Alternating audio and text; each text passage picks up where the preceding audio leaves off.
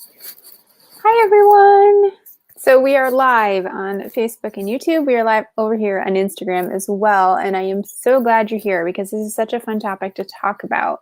We're going to talk about how to write from your heart and your head, because if you don't have both, going to get into a little bit of trouble. So we're going to chat about that. I've got some things to walk you through and things to think about when you're talking about heart and head, what that actually means. We're going to define that. And then we're going to talk about a few ways to help us find balance. Now, the important thing to note here is that it does not matter if you are a pantser or a plotter.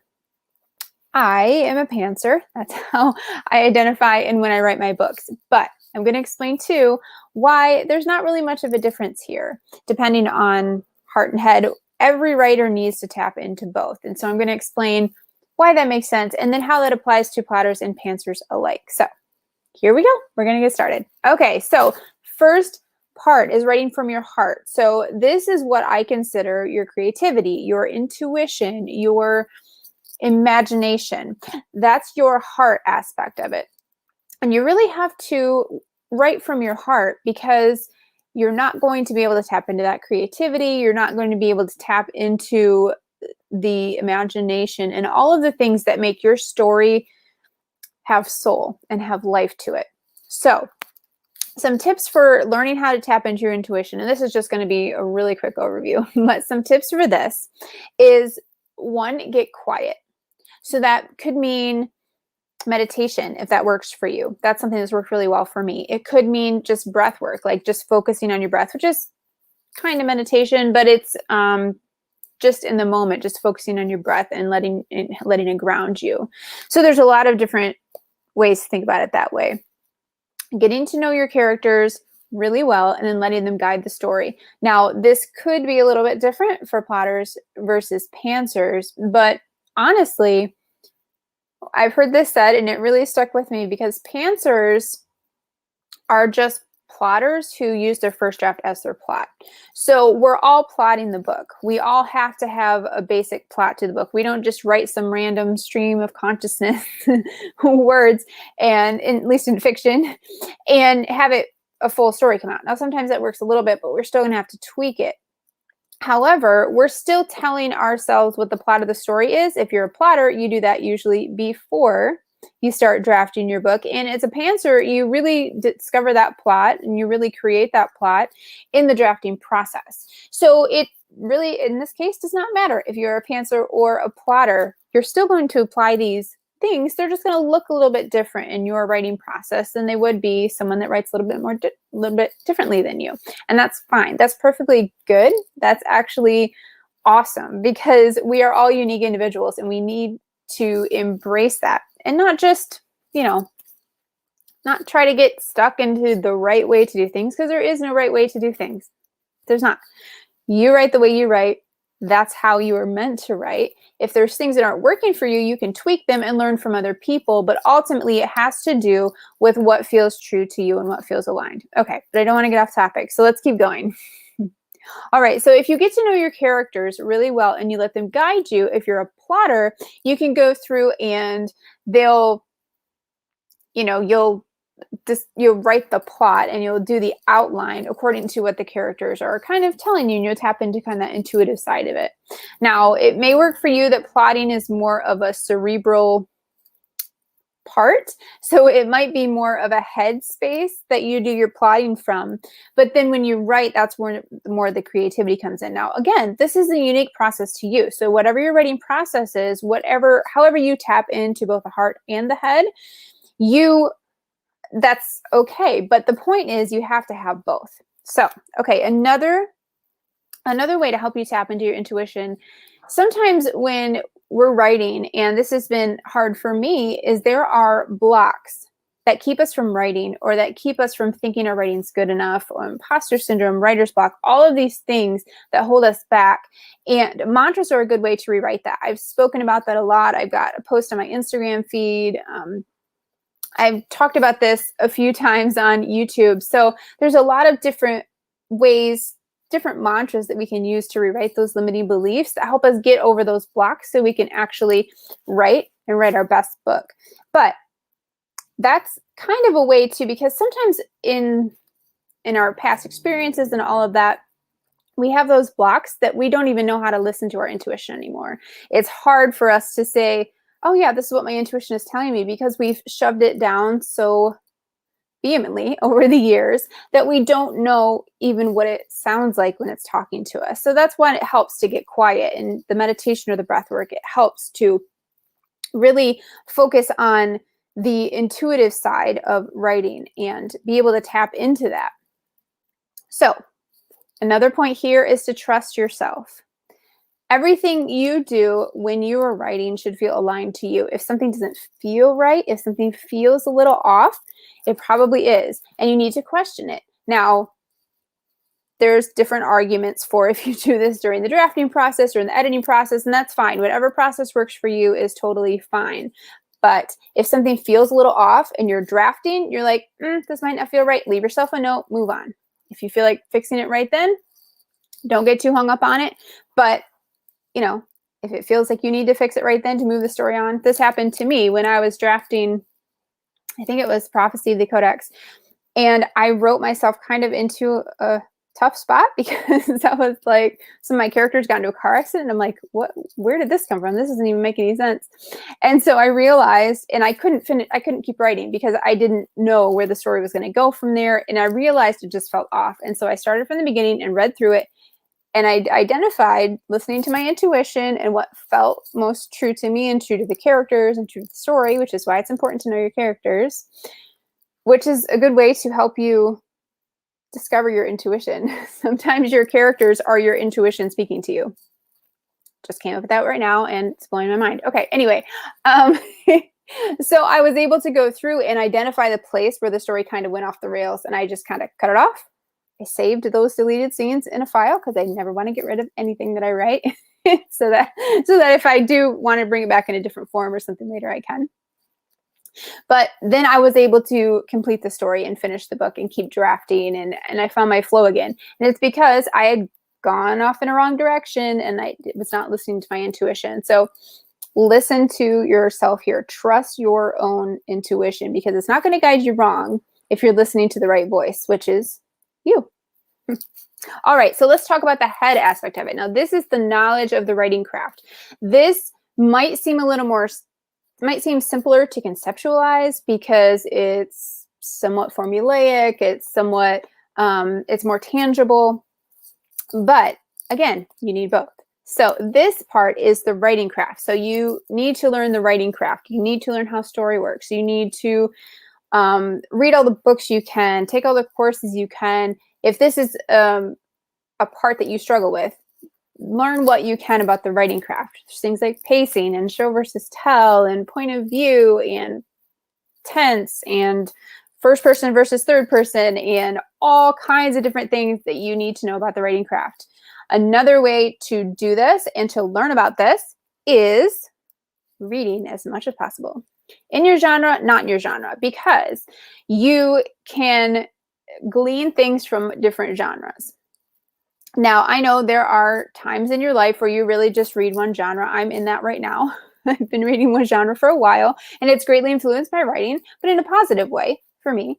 So, but read as much as possible. Read as often as you can. Fiction, obviously, you want to read nonfiction as well to learn the writing craft, but also reading fiction to see what other authors are doing, to see what you can glean from that. Read it critically. Now, not to say don't enjoy it, but read it to understand, wow, okay, this was awesome. I love that they did this. How did they do this? Let's think about this a little bit critically without taking away that, the magic of reading through a fiction book, which can be a tricky thing to learn, but it can be done, I promise, because I've gotten to that point. It used to be that I just would overanalyze everything, and it just very frustrating, and I was just like, this is not any fun to read anymore.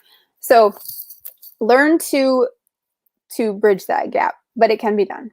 Yes, I'm here to tell you.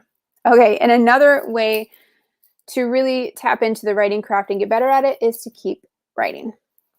It's basically, there's really no shortcuts there. Keep writing.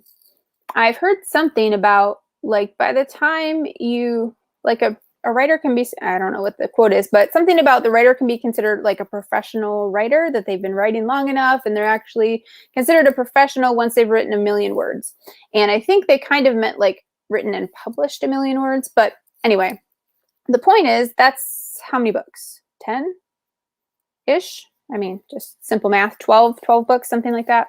15, depending on the length of your books, but it's a lot of books. So keep writing. You'll only get better if you write. And as you learn more about the writing craft, as you read more books and learn from other authors and what they're doing, as you make author friends and get feedback from people, and you go through the whole process of writing books, you are going to learn more. You're going to glean more knowledge. And that head part will get stronger. But again, let's go back to how do we balance the two? So we talked about the heart, which is your intuition, your creativity, and we talked about the head, which is the writing craft and the knowledge. So why, again, do we need both? Well, if you write from the heart, you're going to have something wildly imaginative and creative that will not have the technical skills that you need to actually keep it readable, to help the words flow, to keep the reader engaged. Because if the reader's not engaged, they're going to put your story down no matter how great of a story it is. That's just how it is. This is why balance is so important. On the other hand, if you have a book that is technically correct and you know all the writing craft skills and you've gotten really good, you've honed your craft, but you don't write from that place of intuition and you don't tap into that creativity, your work is going to be technically correct without a soul. And nobody really wants to read that either, because it's just hard to get through something that you know someone is like, oh, they're a really good writer, but they're not writing from inside. They're not writing from their soul. They're just writing the words. They're going through the motions, and readers can feel that too. So again, that's why it's so important to have balance. Now, here is the way to find balance. Now, again, this is going to be unique to you in your writing process.